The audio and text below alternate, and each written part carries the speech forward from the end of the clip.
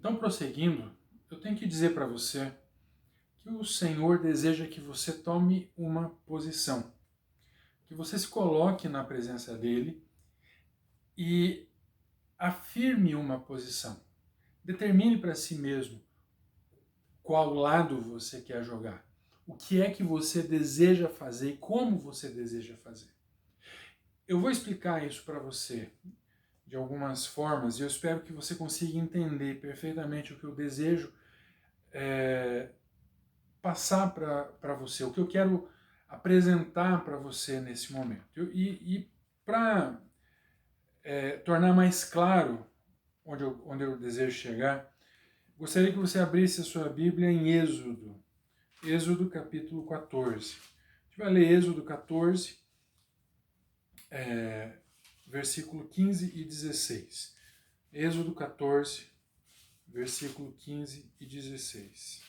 Então, em Êxodo 14, no versículo 15 e 16, diz assim: Disse o Senhor a Moisés: Por que você está clamando a mim? Diga aos israelitas que sigam avante. Esse é o versículo 14. O versículo 15. O versículo 16 diz: Erga a sua vara e estenda a mão sobre o mar, e as águas se dividirão, para que os israelitas atravessem o mar em terra seca. Veja, momentos como que estamos passando, momentos como os que estamos vivendo, são momentos em que nós somos colocados à prova. A nossa fé, a nossa confiança em Deus é colocada à prova. Como é que nós enfrentamos o que temos pela frente? Nós sentamos e esperamos tudo passar, fingimos que não está acontecendo nada? Ou nós nos colocamos diante de Deus e falamos: Senhor, eis-me aqui, usa a minha vida, assim como Isaías falou. Veja, o povo tinha sido retirado do Egito. Sede fortes, lembra? Sede fortes. E o povo tinha sido retirado do Egito. O Senhor realizou um milagre tremendo e durante algum tempo ele desmascarou um por um dos falsos deuses do Egito. E mostrou para Faraó quem era o verdadeiro Deus. E mostrou para o povo de Israel quem era o verdadeiro Deus. Para os judeus, né? Quem era o verdadeiro Deus? O Senhor Todo-Poderoso. Ele os resgatou. Ele os trouxe até a beira do mar e os conduziu em segurança até ali. Só que eles chegaram em uma determinada posição e eles viram o arrependimento do rei que havia mandado seu exército contra eles. Eles param diante do mar, enxergam o mar, olham para trás e enxergam o exército do faraó chegando.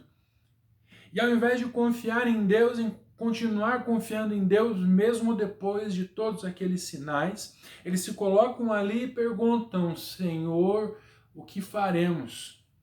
O povo chega para Moisés e pergunta: e aí, Moisés, o que nós faremos?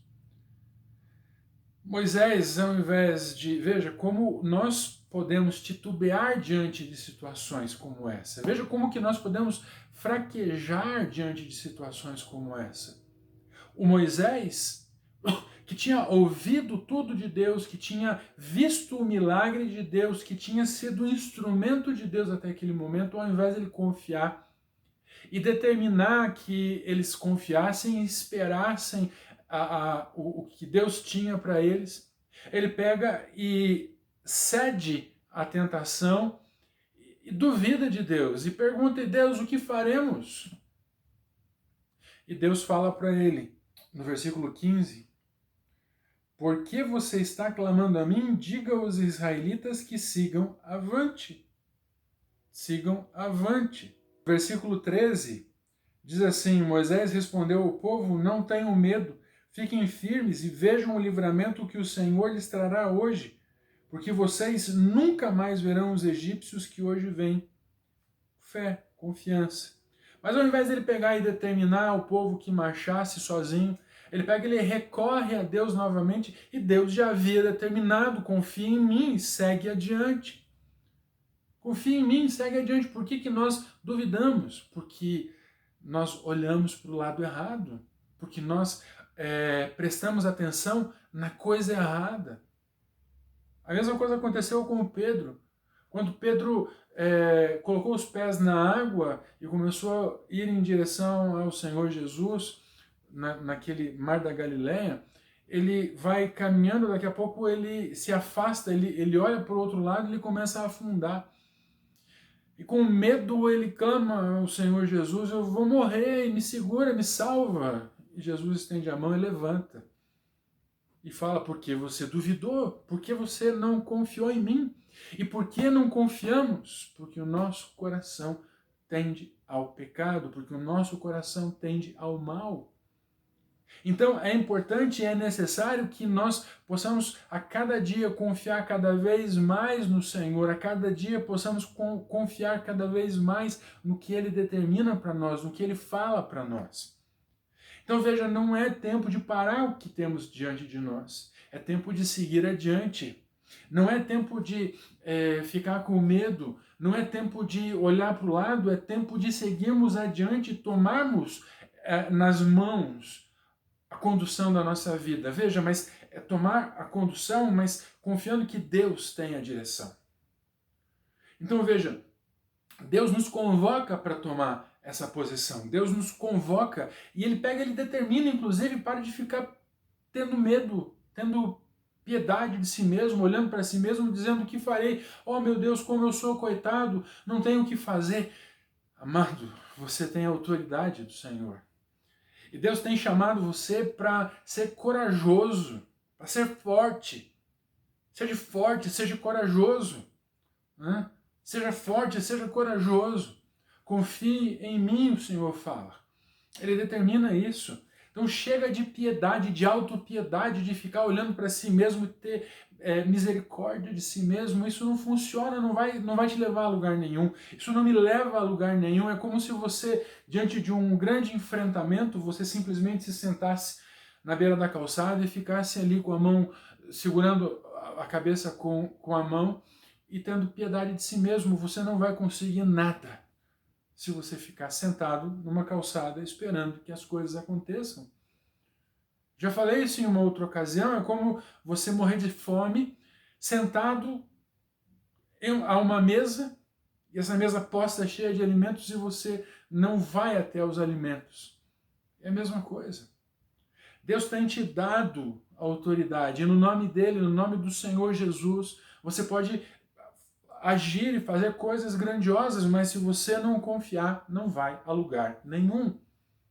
Então chega de paralisia, chega de ficar pensando a respeito de si mesmo: não consigo fazer nada, não posso fazer nada, sou muito pequeno para fazer alguma coisa.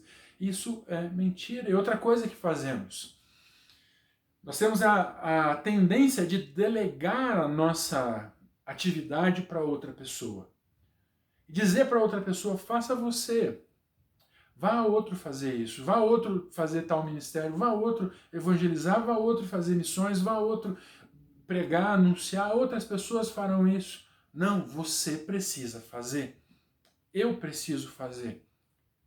Nós precisamos tomar as nossas vidas, ou a nossa vida. Eu preciso tomar a minha vida em minhas mãos, entregá-la ao Senhor e confiar que Ele tem o melhor para mim. Mas eu tenho que dar os passos, eu tenho que fazer a minha tarefa.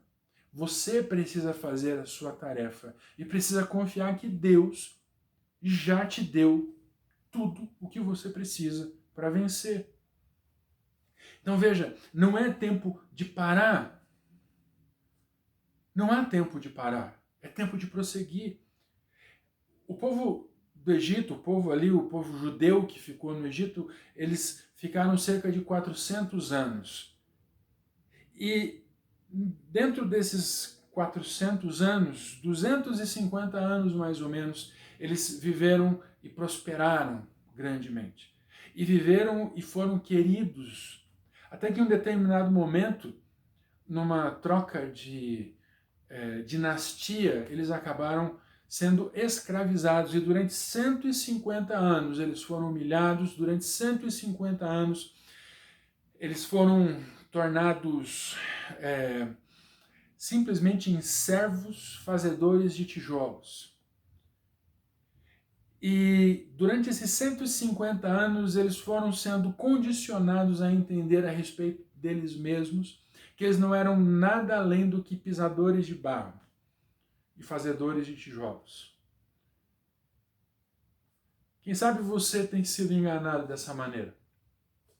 Quem sabe você tem sido enganado dessa forma, acreditando que você não tem condições de fazer coisas grandes. Quem sabe alguém tenha dito para você, você não consegue. Eu digo para você que em nome de Jesus, você consegue fazer coisas muito grandes, coisas muito maiores do que você consegue imaginar. Consegue. Eu posso me lembrar aqui de amigos, irmãos que ouviram muito a respeito de si, né?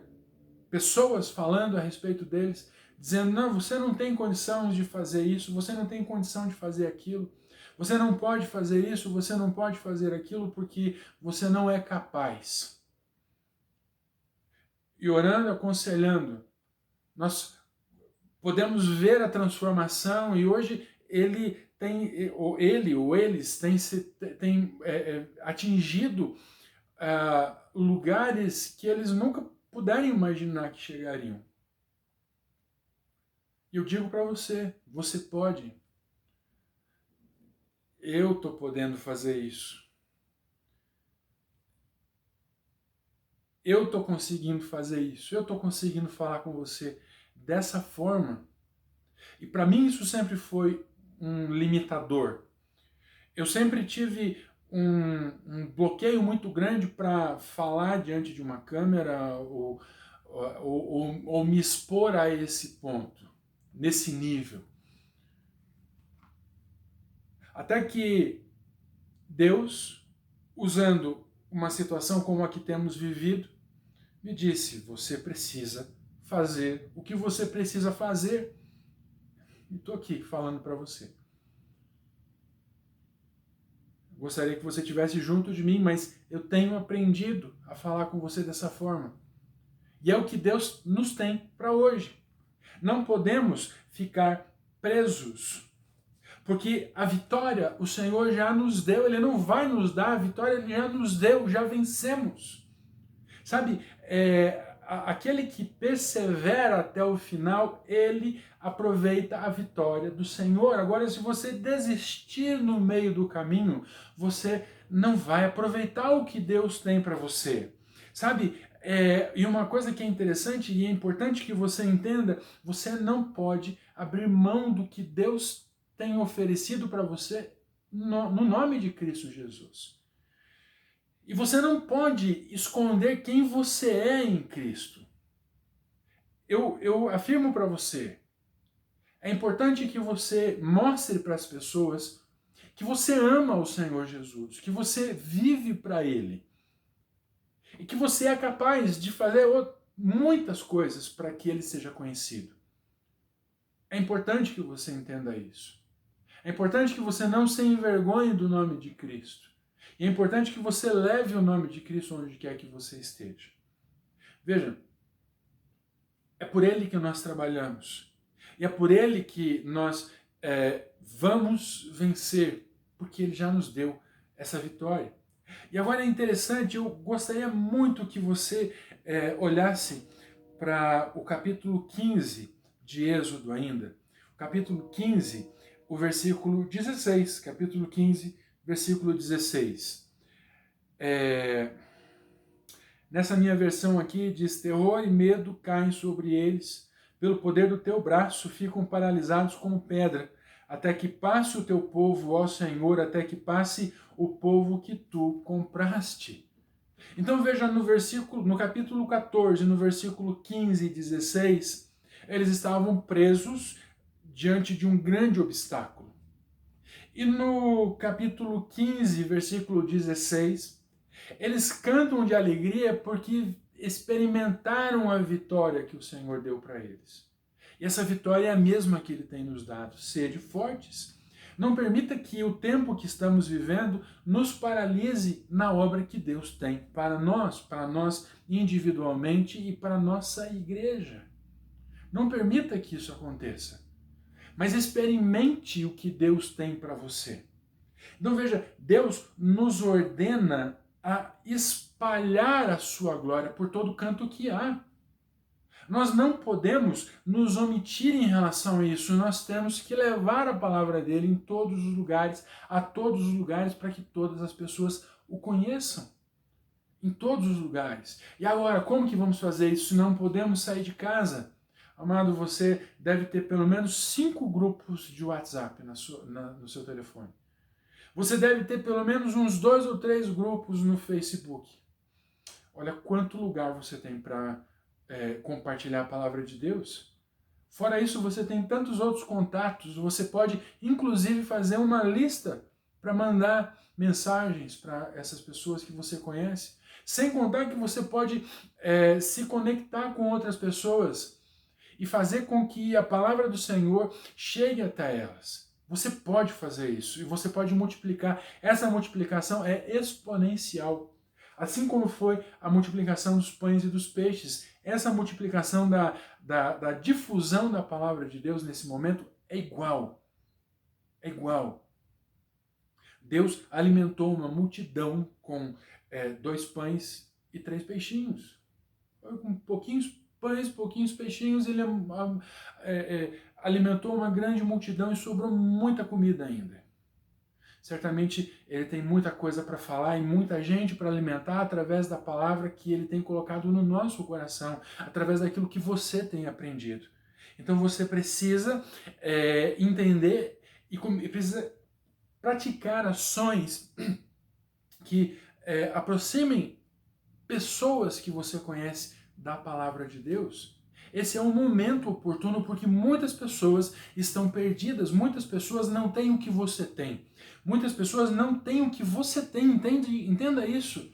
Não têm a confiança que você tem em Deus. Não conhecem o Deus que você conhece, mas conhecem você e podem aprender com você a respeito da palavra do Senhor. Entenda isso. Viva isso na sua vida e compartilhe aquilo que Deus tem dado para você.